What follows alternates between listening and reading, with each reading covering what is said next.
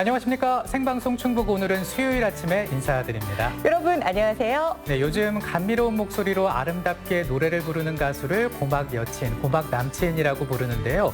그런데 우리 지역에는 고막 절친이 탄생했습니다. 그러니까 시민들의 고막 절친이 되고 싶은 지역의 뮤지션들의 앨범이 어제 공개가 됐더라고요. 네, 컴필레이션 앨범 라이징 스타 2019인데요. 청주시 문화산업진흥재단이 운영하는 충북 콘텐츠 코리아 랩이 오디션을 거쳐서 선정된 지역의 뮤지션 10팀의 자작곡을 이 앨범에 담았다고 합니다. 네. 사실 지역에서 역량 있고 재능 있는 분들이 많이 있어도 어디 홍보를 해야 될지 이게 참 쉽지 않은데요. 네. 이번에 좋은 기회가 될 것 같습니다. 그렇습니다. 그리고 모든 음원은 온라인 음원 사이트에서 만나볼 수 있다고 하는데요. 이 사실 좋은 음악은 많이 들어주실 때 또 빛이 나는 거 아니겠습니까? 우리 지역의 그 뮤지션들이 무언가 좀 더 좋은 곡 작업을 할 수 있도록 도민 여러분들의 적극적인 관심 부탁드립니다. 네, 오늘도 활기찬 하루 충북 오늘은과 함께 열어가시길 바랍니다. 자, 오늘 수요일 아침인데요. 매주 수요일에는 한 주간에 있었던 중요한 뉴스들 살펴보고 있습니다. 투데이 브리핑, 오늘 CJB 보도국의 박원 기자 자리했습니다. 안녕하십니까? 안녕하세요. 자, 오늘 첫 번째로 준비한 소식부터 살펴볼까요? 네, 오늘 첫 번째로 준비한 소식은 지난 9월 충남 아산의 어린이 보호구역, 즉 스쿨존에서 9살 민식군이 차량에 치여 숨지는 사건이 발생하면서 최근 민식이법이 발의됐는데요. 민식이법에 대한 찬반 여론이 나뉘고 있어 민식이법이 정확히 어떤 건지 그리고 충북의 상황은 어떤지 좀 한번 확인해 봤습니다. 네, 이 법이 국회에서 우여곡절 끝에 통과가 됐잖아요. 그런데 왜 찬반 여론이 나뉘고 있는 거죠? 네, 민식이법은 사고 이후 민식군의 부모님이 어린이 보호구역 내 과속단속 카메라와 신호등을 의무적으로 설치한 도로교통법, 그리고 처벌을 강화한 특정가중처벌법, 이 두 가지 내용을 담고 있는데요. 그런데 민식이법을 놓고 여론이 갈리고 있는데 바로 이제 특가법 개정안입니다. 네. 운전자에게 과도한 책임을 물리는 과잉 입법이라는 지적이 이어지고 있는데요. 특가법 개정안은 어린이를 사망에 이르게 한 경우 무기 또는 3년 이상 징역에 처하고 상해에 이르게 하면 1년 이상 15년 이하의 징역 또는 500만 원 이상 3천만 원 이하의 벌금에 처하도록 되어 있습니다. 정리하면 이렇습니다. 어린이 보호구역 내에서 시속 30km 이내의 규정 속도를 지키지 않고 안전운전 의무를 소홀히 해서 13세 미만의 어린이를 사망하게 하거나 상해를 입혔다면 운전자에게 신설된 규정에 따른 형량을 적용한다는 겁니다. 그러니까 이제 어린이 보호구역 안에서 사망 사고가 났을 때 이 규정된 법에 따라 이제 실형이 3년 이상 선고될 가능성이 높다, 이렇게 볼 수가 있겠군요. 네, 본인 과실이 0%인 상황이 아니라면 처벌을 피하기 어려워 보입니다. 따라서 스쿨존 사고 가중처벌을 피하기 위해선 시속 30km 이내로 주행하면서 안전운전 의무를 다해야 합니다. 네. 자, 의문이 드는 게 있는데요. 물론 스쿨존 내에서는 안전운전을 해야 되고 시속을 줄여야 되는 것은 뭐 이미 의무화되어 있지 않습니까? 그런데 안전운전은 범위가 좀 포괄적인 것 같은데요. 안전운전에 대해서 명확한 기준을 지금 설정을 한 건가요? 네, 가장 논란이 되는 부분이 바로 이 부분인데요. 일각에서는 제한 속도 30km야 충분히 지킬 수 있는 것일지 몰라도 일단 사고가 나면 안전운전 의무를 지켰다고 인정받기가 하늘의 별 따기라는 얘기입니다. 따라서 사고에 따른 법적 책임을 피하기 위해선 안전운전 기준이 없기 때문에 사고를 낸 운전자 스스로 입증해야 한다며 반발하고 있습니다. 네. 네, 정말 이제 그 말씀하신 안전운전의 기준이라는 게 이제 관건이 될 것 같은데, 그렇다면 이제 그 형량 3년을 좀 줄일 수 있는 방법이 있습니까? 네, 일단 정상 참작이 인정되면 장량 감경 조항도 적용될 수 있는데요. 피해자와 합의 여부 등에 따라 형량은 절반, 1년 6개월까지 줄어들 수 있습니다. 징역 3년까지는 집행유예도 선고될 수 있기 때문에 스쿨존 어린이 사망 사고를 냈을 때 법원 판단에 따라 실형이 아닌 징역형을 받을 가능성도 있습니다. 네, 정말 스쿨존을 지날 때는 더 각별하게 신경을 쓰셔야겠습니다. 네. 자, 그렇다면 우리 지역의 스쿨존 상황은 현재 어떻습니까? 네, 충북은 지난 2017년 청주시 옥산면에서 이제 한 스쿨존이었는데요. 초등학생이 시내버스에 치여 숨진 사건이 있었습니다.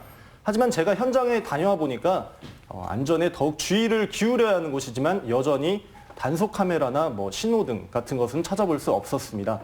특히 도내 어린이 보호구역 725곳 가운데 단속 장비가 있는 곳은 23곳, 전체의 3.1%에 불과했습니다. 이런 사이 스쿨존 교통사고는 2016년 26건에서 올해는 65건으로 해마다 늘고 있었습니다. 네. 근데 이제 3%대면은 정말 낮은 수치가 아닌가라는 생각이 드는데 이에 대해서 경찰과 각 지자체는 어떤 입장입니까? 네, 먼저 각 기관들과 이야기를 해봤더니 이제 단속 카메라 설치율이 낮은 이유가 따로 있었습니다. 스쿨존은 어린이집과 유치원, 초등학교가 있는 주변은 대부분 지정돼 있었습니다.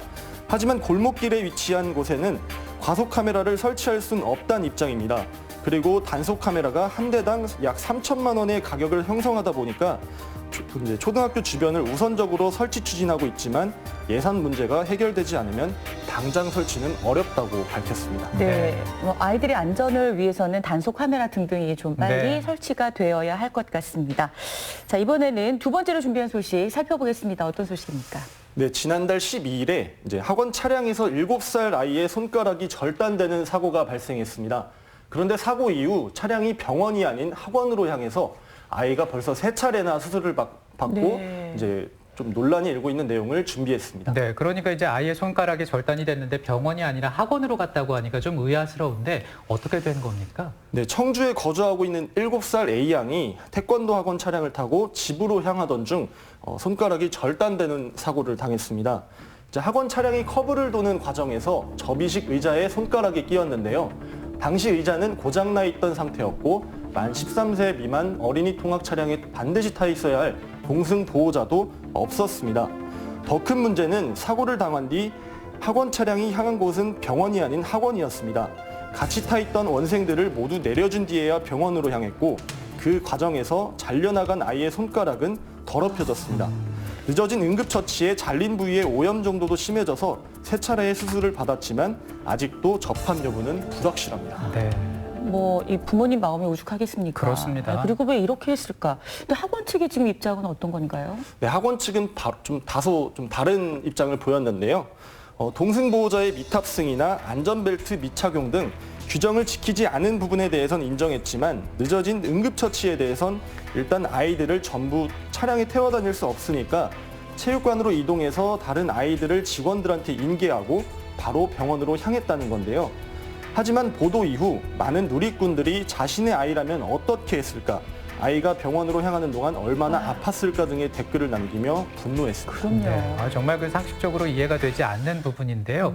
이후에 또 다른 내용이 좀 밝혀진 게 있습니다. 그러니까 이 태권도 차량이 어린이 통학 차량으로 이제 등록이 되지 않았던 상태였다면서요?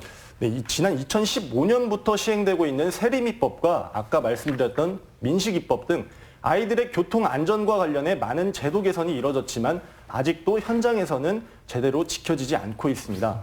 해당 학원은 사고가 나자 8일 뒤에야 어린이 통학 차량으로 등록한 게 밝혀졌는데요. 아이들의 안전벨트 착용 확인도 하지 않았던 걸로 드러났고 의무사항인 안전교육을 받지 않은 것으로 까지 포함을 하면 모두 5가지 규정을 위반했습니다. 하지만 이에 대한 과태료와 범칙금은 고작 55만 원 선에 불과한 걸로 알려졌습니다. 네, 규정을 제대로 지키지 않았는데 그 대가는 과태료나 범칙금입니다. 그런데 55만 원이다. 아유, 이거 부모 마음이 어떻겠습니까? 그런데 너무 약해 보인다는 생각이 드는데 게다가요, 미등록 차량 단속이 쉽지 않은 상황이라면서요. 네, 어린이 시설 영업 신고는 자치단체나 교육청에 신고를 하고 있는데 이 시설들의 통학 차량은 경찰들이 관리를 하고 있습니다. 다시 말하면 어린이집 또는 태권도장 같은 체육시설의 영업 신고는 교육청이나 자치단체에 하고 있고 이제 어린이들이 다니고 있는 모든 시설의 차량 관리는 경찰에서 도맡아 하고 있습니다. 때문에 한 학원에 몇 대의 차량이 있는지 파악하기가 어렵고 제대로 된 단속을 기대하기도 힘든 실정입니다. 현재 경찰은 충북 지역 내 모든 시설의 통학 차량을 파악하기 위해 각 자치단체와 교육청에 어린이 시설 현황을 요청해 놓은 상태입니다. 네. 앞으로 어린이 통학 차량의 어떤 상황이 어떻게 달라질지 한번 지켜봐야겠습니다. 항상 조심해야 될 것 같습니다. 네, 투데이 브리핑 이제 다음 소식 한번 넘어가 볼까요? 네, 다음 소식은 이제 수업 시간에 엎드려 자는 학생의 어깨와 팔을 툭툭 쳐서 깨운 교사가 성추행으로 직위해제돼 논란이 일고 있는 내용을 준비했습니다. 네. 상당히 좀 논란이 될 것 같습니다. 교사는 당연히 공부를 시켜야 되니까 학생들을 깨울 수 있는데 여학생을 깨우는 과정에서 이제 신체 접촉이 있었다는 거잖아요. 그런데 이게 왜 성추행으로 인정이 됐다는 거죠? 네, 진천의 한 고등학교에서 교사가 수업 시간에 엎드려 자는 여학생의 어깨와 팔을 툭툭 치면서 깨웠다는 건데요. 해당 사안은 SNS에서 뜨거운 논란을 불러오기도 했습니다. 잠을 깨우려 한 건데 직위해제가 말이 되냐는 얘기였는데요. 네. 이제 해당 학교 측이 실제로 교사와 학생을 상대로 조사를 해보니까 툭툭 쳐서 깨운 행위 이외에는 전혀 없던 걸로 파악됐다고 밝혔습니다. 다만 직위해제가 된 경위는 국립학교의 경우 교육부의 성희롱 대응 매뉴얼에 따라 학생들이 문제를 제기한다면 먼저 직위해제를 한 뒤에 경찰 수사 결과를 본다는데요. 의혹이 사실로 드러나면 징계 절차를 밟을 것이라고 밝혔습니다. 네. 일단 뭐 상황이 어찌됐든 경찰 조사 결과가 어떻게 나올지 한번 지켜봐야겠습니다. 네. 그런데 이제 또 다른 학교에서도 성추행 의혹이 또 불거졌네요.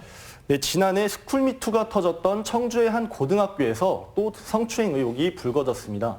경찰 조사에서 피해 여학생은 교감이 손과 어깨 등을 만지고 치마가 좀 짧다고 하는 등의 부적절한 행동을 했다고 진술했습니다. 반면 교감은 학생 지도 과정에서 오해라고 해명했는데요. 네. 학생 인권과 성 감수성이 높아지고 있는 사회적 분위기에서 잇따르고 있는 사제 간의 성추행 의혹을 바라보는 시각은 좀 어떤지 직접 한번 들어보시죠. 도대체 살자리가 뭐냐? 정서적으로, 감정적으로 그렇게 느꼈다라고 하면 모든 것을 다 그냥 학교 탓이나 선생님들이 책임인 것처럼 이렇게 지도하는 측면인 건 맞기는 맞는데 그 부분이 받아들이는 입장에서는 내 어떤 심리적인, 신체적인 경계가 좀 더 존중받기를 학생들은 바라는 경향성이 그런 학생들이 많아진 거는 사실이라고 판단이 되거든요. 네, 보신 것처럼 각각의 의견이 있는 것 같습니다. 한편 도교육청은 지난 10월에 시행된 교원지위 향상법 설명책자를 교사들에게 보급하고 피해 교원에 대한 법률 지원 등을 확대하는 등 교권 강화에도 적극 나서기로 했습니다. 네. 네. 자, 학교 내에 크고 작은 성추행 문제들이 불거지고 있는데 앞으로 또 어떻게 갈지 한번 지켜보겠습니다. 자, 그리고요, 이제 마지막 소식, 어떤 소식을 준비하셨습니까? 네, 오늘 마지막으로 준비한 소식은 최근 영양소가 풍부한 식용 곤충이 미래 먹을거리로 떠오르고 있는데요. 정부가 곤충시장 성장세에 발맞춰서 우량한 곤충 종자를 키워 전국 농가로 보급하는 곤충종자 보급센터를 충북농업기술원 안에 만든 내용입니다. 네, 이 곤충종자 보급센터 말 그대로 이제 곤충의 종자를 보급하는 곳이다라는 의미로 볼 수가 있는데요. 어떻게 이 곤충 산업이 이렇게 각광을 받고 있는 겁니까? 네, 흰점박이 꽃무지와 장수풍뎅이, 괄색 거저리 등이 곤충들인데요. 크기에 비해 영양소가 풍부해 식용으로 인기를 끌고 있습니다. 각종 샐러드와 치킨, 그리고 죽과 김말이 등 음식에 곤충을 넣어 만들고 있는데 저도 직접 먹어봤더니 굉장히 맛있었고 이질감 같은 것도 전혀 없었습니다. 약 3%에서 5% 정도를 넣으면 곤충 특유의 향도 없어서 최근 음식에 영양소를 더하기 위해 많이 넣고 있다고 합니다. 심지어 화장품에도 많이 사용되고 있다는데요. 이런 이유로 곤충 시장이 급성장했고 사육 농가가 3년 만에 7배 이상 늘은 상황입니다. 네. 사실 그냥 곤충 하면 라는 생각이 들긴 하겠지만 실제로 영양소가 굉장히 풍부하고 네. 또 지금은 과거하고 다르게 이제는 굉장히 자연스러웠는데요. 그럼 이렇게 사육 농가가 늘으니까 자연스럽게 보급센터가 만들어진 건가요? 네, 맞습니다. 사육 농가가 늘었지만 지난해에는 수급이 어려워 시장 성장세가 잠시 주춤했었는데요. 이유는 곤충들을 집단 사육하다 보니 질병에 걸리거나 다소 건강하지 않은 종자들을 키워내면 품질이 좋지 않은 경우가 많다고 합니다. 그래서 정부가 이곳에서 정보통신 기술을 이용해 곤충이 자랄 수 있는 최적의 온도와 습도를 조절한 뒤 품질이 우량한 종자를 대량 생산해서 전국 사육 농가로 뿌린다는 겁니다. 네. 현재 예정된 것은 전국 생산량의 3%까지 보급한다는 방침인데요. 곤충종자 보급센터 건립으로 국내 곤충산업 발전에 큰 활력소가 될 것으로 전망됩니다. 네, 이 센터가 이 곤충 시장 성장세를 이끌어갈 수 있는 원동력이 될지 한번 또 지켜봐야겠습니다. 오늘 투데이 브리핑 보도국의 박원 기자와 함께했습니다. 고맙습니다. 네, 고맙습니다.